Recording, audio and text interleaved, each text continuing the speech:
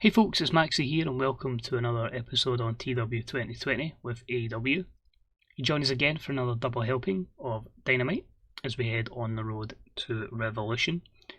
Plans are going ahead behind the scenes, not just planning for the unnamed March pay-per-view and April, but also for Double or Nothing in May. Now, I was thinking about it, do I make Double or Nothing the WrestleMania equivalent or do I make it All Out? Now, you would normally say All Out would make sense, that would be the WrestleMania equivalent, but I think for the purposes of the series, I'm going to make it Double or Nothing, and the reason for that is we started the save in June 2020, Double or Nothing's May, so it would be like a year into the save effectively. We'll see how it develops over time, we'll see how over the top All Out is with AEW. I'm assuming possibly by the time this has actually went live that will actually have been, which is quite mad considering I'm recording this in July. I've had a hell of a time booking this save, if you've probably noticed. But I feel like constantly booking shows and getting them backdated is more so, the booking's a lot more fluid, so you kind of know what's going on and the storylines are flowing a lot better, so that's kind of why a lot of stuff will be a wee bit out of date, backdated wise, but maybe some outdated references. But it just allows me to kind of have maybe 3 weeks into one save and then I can dive into the other, and then I can come back a bit later with fresh ideas as well. So it's a double helping. I hope you enjoy it. As I say, it is firmly putting the card together for the next event. And also, before we start, I finally found out why the fans are booing certain workers. So I figured out the attributes for the various products. Let me see if I can get it on my phone quickly. So in the particular product we're of course with Wrestling Nerd Nirvana. So if any wrestler does get basically hatred from the crowd, it means that basically one of, it's not that one, is it? It's the one with 60, I had that a minute ago. Ah, there it is. So it's got to be one of Charisma, Psychology, Brawl, Technical, Puro, or Aerial must be 60 plus. So I'm going to test that theory out with Diona Peruzzo. The reason for that is her psychology is at 57. So if we get her working with, obviously, workers with good psychology, we can try and drag that to 60 and see if that changes. If you want the full list, the thread on Grey Dog Software, if you just basically search for what makes crowds boo a worker, the full list is on page number 2, and it's a post by Jaded that was dated the 11th of May. So yeah, I probably should have found that a lot earlier than I have, but as I say, it seems a lot of the guys have put their ideas together and figured out what exactly will prompt that message for various companies, so take a wee eye out for that. But anyway, it's time to dive in with another episode of Dynamite, double helping of course. This will be the first show of 2. As always, if you like it social, you know what to do, and if you wish to buy the game, try the game out on a trial basis. Link is in the description below, along with various other resources for TEW 2020. Let's crack on. This week's episode of Dynamite takes place at the Forterra Stadium in front of 9,500 people, and they start off simple, effective, 81 promo, nice and safe to start us off, and this Hangman cut a promo on Jon Moxley, basically just saying, John, look at this posse I've got with him. I think I'm just going to call them Hangman's posse because that's what a collection of cowboys would be. But Hangman, with his backup, will ensure that Jon Moxley will not become AEW World Champion again. So an 81 promo from Hangman, and Moxley actually will be in action next. He's going to take on one of Hangman's posse, and it is the Butcher who's going to be in action against them. And it was about that had good heat and decent wrestling. Moxley defeats the Butcher in 12:15 with the Death Rider. A pretty good 71. Andy Williams, the Butcher, a 33 rated performance is not ideal, but it's going to take a bit of time to get them over, if we ever do get them over. It's good to see Moxley getting a 90 performance despite being off his game. And of course, I have still yet to take away Ali from the Butcher and the Blade, so hopefully between episodes I will remember to do that. If you ever remember the long sequence when Chris Jericho didn't have a photo, that is the joy of booking back to back to back and not really remembering the ins and outs and basics. Next up we had, speaking of Chris Jericho, a match up with him and Sammy Guevara, the Sex Gods, And about that had good heat and decent wrestling, the Sex Gods defeated Jurassic Express in 9:57 when Sammy Guevara pinned Jungle Boy with a 6:30. In terms of in-ring work, Sammy Guevara head and shoulders above the rest in a 62 rated matchup, but a good win for him and Chris Jericho. This in turn leads to the Sex Gods hyping up a match with the Titans. They said they've been on a run within AEW and it is now time for their tag team opportunity. They want the belts and they want to take them from the Titans. So if Brian Cage, Jacob Fatu, their little friend Ricky Starks, and of course their manager Camille are listening, Jericho and Guevara are ready. So 78, Jericho did great, Sammy not so much, going off script, but we need to keep Jericho happy, so unscripted promos for Le Champion. And about that had a decent reaction from the crowd, but terrible wrestling. We had Ali and Penelope Ford defeat Shanna and Tennille Dashwood in 6:55 when Penelope Ford pinned Shanna. Shanna was the weak link and struggled to keep up with everyone else's in-ring performance. A 42 here. So the pretty vocal crowd, that's 4 of them. All 4 don't have any of those attributes. That's fine. That's why we're going to give them matches to develop skills and the likes of psychology, and most of them will develop into really, really good workers because I wouldn't say it's like a rapid increase of skill, but they can tend to gain like 1 or 2 skills per month. So over a year, we'll hopefully see a gradual build. Except for Shanna. Shanna will be leaving at the end of her contract. I just feel with her age and the depth of the division that she's not really required, because there's so many women on the show now that we're probably looking to even a women's show just to get them more airtime.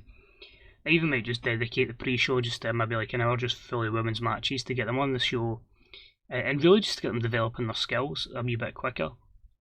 But at the moment I would say there's 3 that are signed that have yet to debut, and that's bearing in mind that Shayna Baszler's just debuted, so there's still 3 to come. I think 1 you're aware of, 1 I don't think's been made aware of, another 1 I've kept a good secret, but there is plans for that. So yeah, 42 rated there. After the matchup, the Blontourage, Ashley Lane, Ali and Penelope Ford just say they're here to take over AEW and show that blondes do it better. 49 for that. Next up, we had a decent matchup that saw Tyler Bate defeat Shawn Spears in 9:31 with a Tyler Driver. 58, Tully doing some good work at ringside for Shawn Spears. So Shawn will basically be, despite riding with the champ, the one that puts people over, just a case of an absolutely solid worker. The age is maybe not on his side, so he'll be, I know Cody said at the start, but he pretty much will be a very good hand to have. Next up, we're about to had some good heat and decent wrestling that saw Pac defeat Austin Gunn in 8:07 with a 6:30 senton, a 65 rated matchup, a 40 for Austin Gunn, a 76 for Pac. Both guys actually had really good chemistry together, in fact great chemistry, which was a bit of a shock to find out. Unfortunately Pac has a gimmick that's getting stale though, so we may need to change that. However, Pac a wee bit pissed off and just says, is this really who I'm up against? Is there anyone on this roster that's actually going to give me a challenge? So weird one with Pac, you want to keep him out of the title picture, but at the same time you need him doing something. He's on a big contract, he's a great hand. So I figure there is one man on the babyface side of things that doesn't have anything going forward. So Cody comes out and he says, you need a match at Revolution. I need a match at Revolution. I claim to be one of the best in the world, and I will give it them all every week, and I will sure as hell take you up on that challenge. So I'm hoping these two have an absolute blast at Revolution. I don't know if it'll be, they've faced each other once on Dynamite, which was like a 79, but I'm hoping maybe pay-per-view we can boost it up a little bit with a bit more airtime. Next up, we have an extremely short matchup. Shayna Baszler defeats Kylie Ray in 5:10 with the armbar. Simple in-ring debut for Shayna. She's got to beat up a sympathetic babyface. You can't get more babyface than Kylie Ray, and Shayna Baszler destroys her. So at 54, I know Kylie Ray's just kind of really signed as well, but it's more a case of she's going to find her way in the division, and some are kind of propelled to the top off the bat. And after the matchup, Shayna beats the crap out of her. 45. Shayna looks good. Kelly Ray looks bad. Next up, decent matchup, and it is Jake Hager defeating T-Hawk with the Patriot Lock in 8 minutes and 8. Again, a bit surprising, these guys have pretty good chemistry together, but a 64 rated match with T-Hawk having a gimmick that's getting stale as well. So Hager is looking $1,000,000, and he basically calls out his old friend Claudio Castagnoli. He says he wants another opportunity. He wants that championship belt, and he's not going to stop until he gets it. We then have a promo with Matt Hardy, obviously put through the table, attacked by, as I say, Kimedo attacked him, but he was beat up anyway. Shows how long it was about the last episode, last night. But anyway, the Titans, I believe it was. I want to say the Titans, but basically Matt is, not quite there at this moment in time. He's kind of just like feeling sympathetic. He's hurt. He says, "Do you know how hard it is to be Matt Hardy?" It's just not great at all. So a 52 rated segment for Matt. And our main event. So I think we are going to suffer again from a loss of Pop, but we're getting storylines over. About the had, no, it was just a good match really, actually. Austin Creed and Kenny Omega team up together. They face the Hybrid 2 in 9:32. Austin Creed wins with a wins with a hammerlock DDT over Jack Evans. Got there in the end. What's not ideal is when you have a match of this magnitude that Kenny Omega has to carry it with an 86 performance, but both Austin Creed and Jack Evans were off their game, and Angelico's got a gimmick that's getting stale. We have utilised him a lot, maybe in an enhancement role, but I feel like I've gave him a lot of big matches, to be fair. But a 73, an 81 best promo. I think we probably are losing Pop, but as I say, we are getting some storylines over and building some more people up and giving other people opportunities in the main event as well. So after it, Kenny and Xavier Woods say, Austin Creed, I think it used to be Austin Creed because it says Woods there, basically say, Lucha Brothers, you've kind of been a thorn in Creed's side and we want to face you at Revolution. And to finish the show, the Lucha Brothers come out and we have a brawl to the back. It is Austin Creed, it is Kenny Omega, it is Rey Fenix, it is Pentagon Jr., and it is an all-out brawl to the back, which is a 75. Actually, the show itself draws a 75, so that's not the worst in the world. Maybe the promos did save us. We increase our Pop in 21 regions, not losing anywhere, so I think we can consider that a success. Because we start planning a lot of matches there already. You can see off the bat, you've got Cody versus Pac, you've got Creed and Omega versus the Lucha Brothers, just booked alone in that show, plus matches that have already been made for Revolution. And the TV rating, 2.67, shows it was a far better show. So that's good to see. It's got Company Wars. So we're still 5th in the world, we're still medium, but hopefully we can get there. If I just check here. So End of the Line's still the best event. All Out still is the best match with the Young Bucks and Proud and Powerful. And despite the fact we've lost the UK market, we are still doing not too bad in terms of where our ratings are. I want to try and push through and see if we can get closer to 3, but I think that might be once we eventually hit big, which are not actually too far away. So let's just actually take a look at that. It's something I've not really paid too much attention to in the last couple of episodes. So, achieve 77 popularity in at least 5 mainland American regions, which must include your home region of the Southeast, 75, the Great Lakes, 75, Mid-Atlantic, 75, and the Mid-South. Everything's 75 then. So at least with that, all we actually really need to do is get 77 in the Southeast. One of the aforementioned regions there would make it 2, and then just 3 others. So basically it's going to be them all together anyway, because it's just Puerto Rico and Hawaii that is lagging behind. And then after that, the chase take over in Mexico. But that's going to be quite cool. Like, once I get like a bigger roster, which I know still sounds crazy, but once we get the bigger roster, we're going to start hiring more people from abroad, more Lucha Libre, more people from Japan as well. We'll go to 2 brands and we'll start running shows in Mexico, Japan, just really freshening everything up. So there will be times we will lose pop, but at the same time we're going to be like expanding globally. And obviously, once finances permit, which obviously not at the moment, we'll start to make a AEW network so we can expand globally. But that's a long part 1. We've still got a go-home show to book. Let's get to it. So for episode 2, we are in the Coral Gables in Florida again. 9,685 in attendance. We've got a couple of pre-show matches here. I think with the extent that our roster's at in terms of depth, it's something we need to look to do going forward. So in this one, we had a decent pre-show match-up with Scorpio Sky, defeating Peter Avalon in 6:22 with the Perfect Blackout. That's a 59. Need to have a look at Peter Avalon's stats to see why the crowd don't particularly like him, and then we can work on developing those attributes over the limit it needs to get.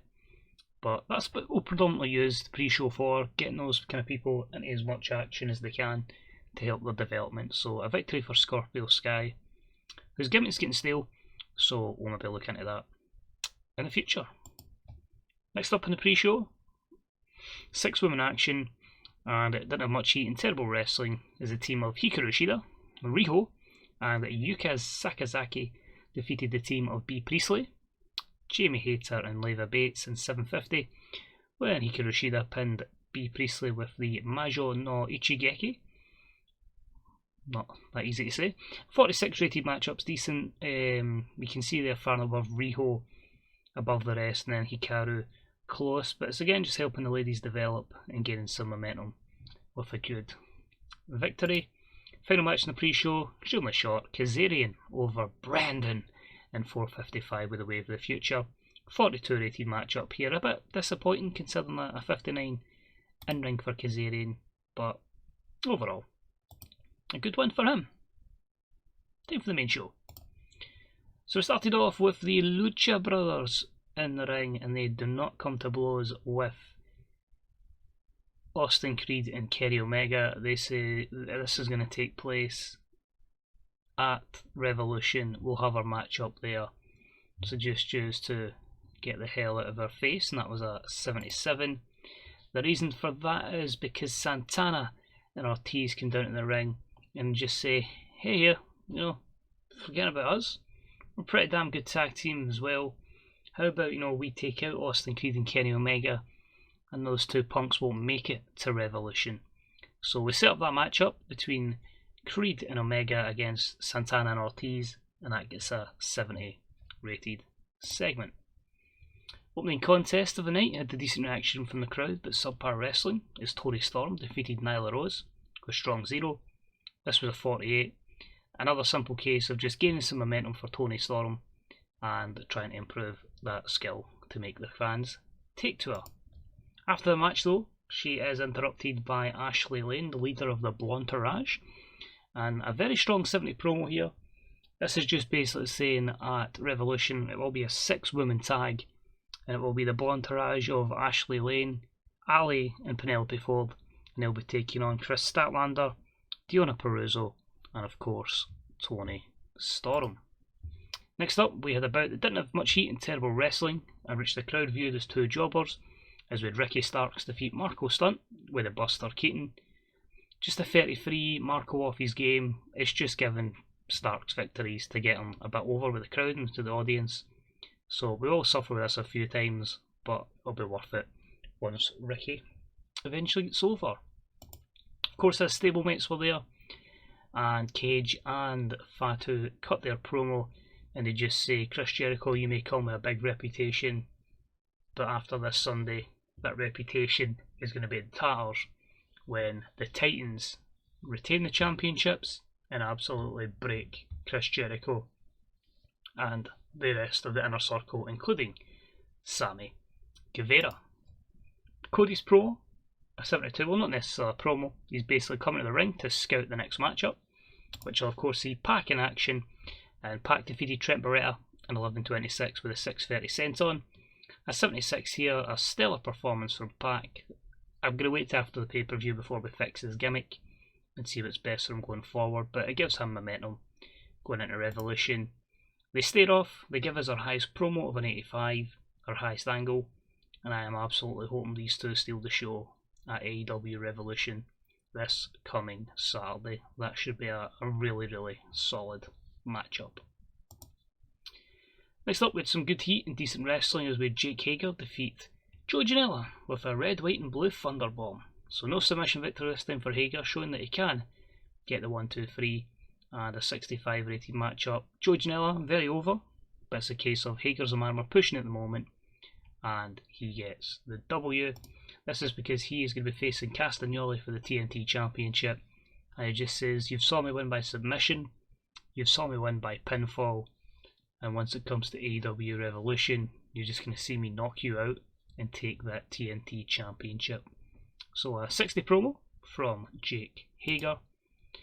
Next up, a decent matchup saw Shayna Baszler's in-ring action continue against Deonna Purrazzo, and she wins in 7:07 with the armbar.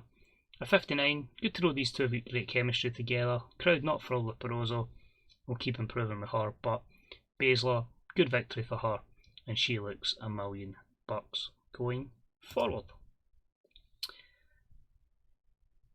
So this one, Nikki Storm, the champ, decides I'm going to get a wee bit upper hand on Shayna Baszler.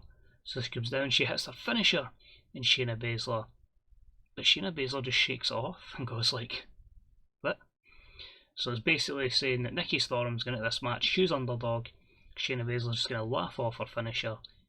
Does it mean Nikki Storm has practically no chance in hell this Saturday at Revolution in the AEW Women's Championship match? Moving along, superb matchup, Austin Creed and Kenny Omega defeated Proud and Powerful in 15:22 when Kenny Omega pinned Santana with a one-line Angel. Crazy that in this type of matchup Kenny was head and shoulders above the rest, and Proud and Powerful were pretty good as well. It was Austin's weak link, but we'll get him up there. What's also interesting as well is I actually made a mess of the segments, and the stare down between Kenny and Austin and the Lucha Bros was going to be after this match, but when I noticed my mistake I had to quickly swerve that, so we'll see after the matchup, stare down for the Lucha Bros with Austin and Kenny as they prepare for that matchup at Revolution.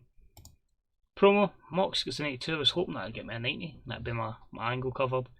He just says he is going to make sure he takes that championship back. He's got backup in his corner if need be, so the Butcher can get out of the way, the Blade can get out of the way, Sean Spears can get out of the way, Tully can get out of the way. He is going to take back the AEW World Championship this Saturday. And it leads us to an 8-man tag main event, which was only a 69, probably because a lot of people need to get over. So I think it's another pop loss, or maybe a 75 again, but we're trialling people in the main event to get them over. And it was a good matchup.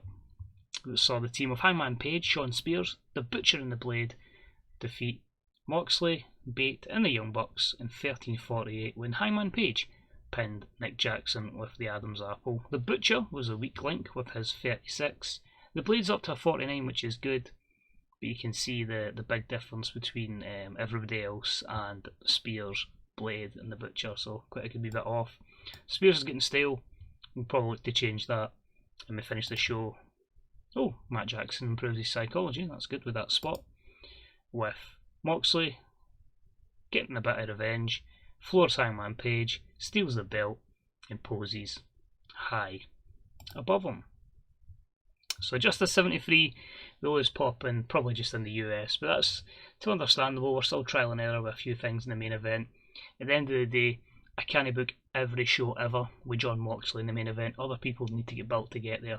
So if I can get Hangman close, then we'll move on and bring other people up. It just gives me more options, and we can have Mox go further down the card and book with other people.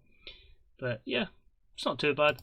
We'll jump to the main screen just in case anything pops up, and we'll also run through the card for Revolution for the next episode. Quite stacked, I would say. Quite a few bodies missing off it. We've already got Miro, missing. I've just saw some bad news.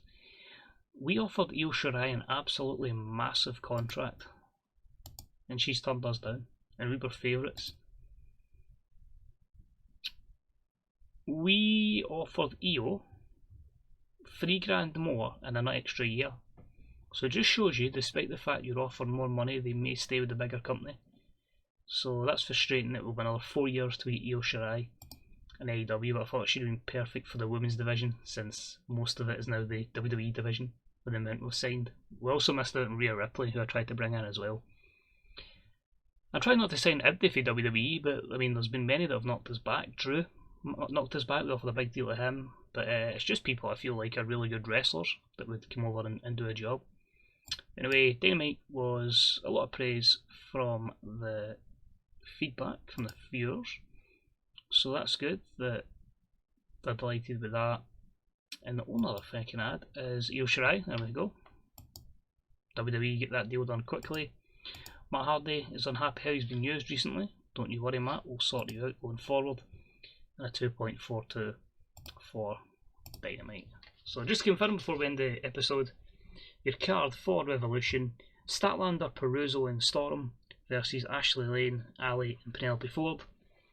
Tag team titles on the line is Sammy Guevara and Chris Jericho as Sex Gods challenge the Titans, Brian Cage and Jacob Fatu. 6-man tag action as the Bucks team up with Tyler Bate to take on the Butcher, the Blade and Sean Spears.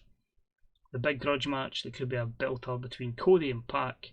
Women's Championship on the line as Nikki Storm defends against Shayna Baszler.